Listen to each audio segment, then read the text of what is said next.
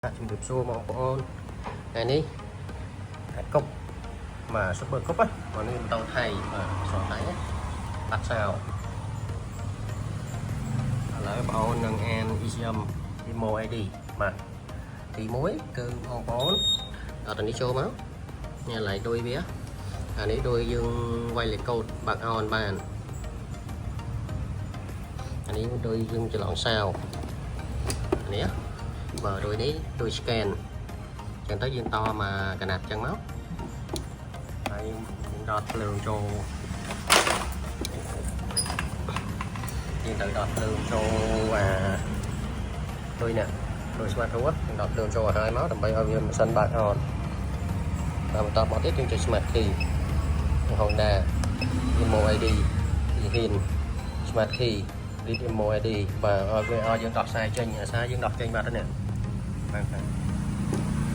តែហើយយើងដាក់ចូលវិញដល់ចូលវិញវាចាប់តាមរត់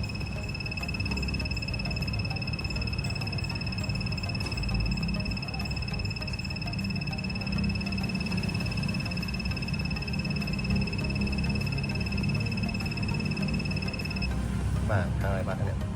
ហើយវាសួរយើងថែប1ថែប2ហើយចុចចូលថែប2មកអត់មាន ID ទេចូលដល់ទៀតយកនិយាយrồi nhấn vào dòng